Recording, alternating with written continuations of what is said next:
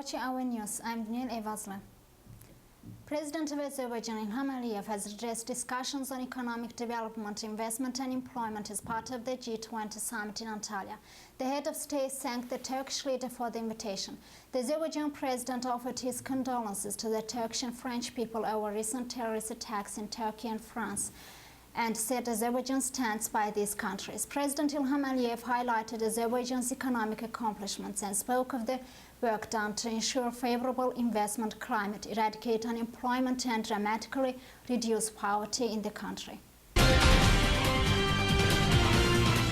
More than 2,000 rescuers are searching for survivors of a landslide in eastern China that has killed at least 25 people.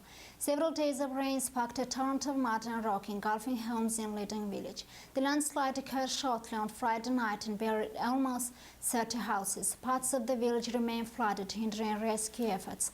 Reports say 12 people are still missing. Experts have been dispatched to determine if nearby areas could also be vulnerable to landslides. Most of the missing are children and the elderly, according to local media, which also said that compensation had been agreed for those who lost homes in the disaster.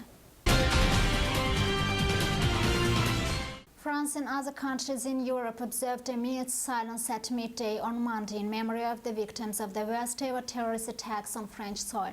President François Hollande was at the Sorbonne University in Paris with hundreds of people gathered at the Central Place de la République to pay tribute, leaving candles, flowers and messages to mourn those killed.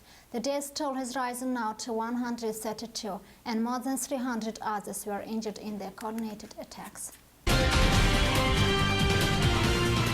The Azerbaijan Tourism Association considers it expedient to refrain from traveling to Paris. Azerbaijan Tourism Association chief Nahid Bagirov made the due statement.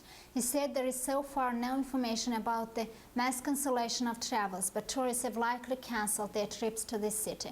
The Azerbaijan Tourism Association believes that it would be expedient to suspend tours to Paris in terms of security, since by available information, even Parisians who left the country for some reasons fear to return, Bagirov said. He noted that such measures are related to travels only to Paris. The national aviation company hasn't yet cancelled flights to Paris. The head of the emergency department at the Paris hospital, which treated many of victims of Friday's terror attacks, now has described how doctors coped with the sudden influx of seriously injured. Philippe Juin from Georges Pompidou Hospital talked about how he cleared out the ward of non-essential patients as news started to break and operated an emergency protocol to call in extra help. I had a pleasant surprise because not only the ones turned up whom I called, but those whom I hadn't called to, and even people whom I didn't know. I had one couple of doctors from Britain who were on holiday in Paris and who arrived at the emergency ward to say, well, we came to help out. At one point, I had more people who didn't work at the hospital than who did work there because they had decided to lend a hand.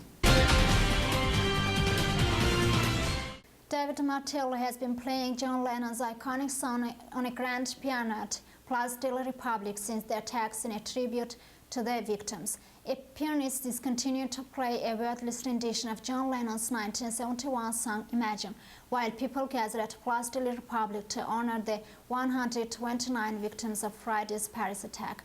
Musician David Martello has been playing the song outside the Bataclan Theatre frequently since Saturday. With its lyrics encouraging world peace, Imagine has become an anthem against terrorism. You are watching our news in English.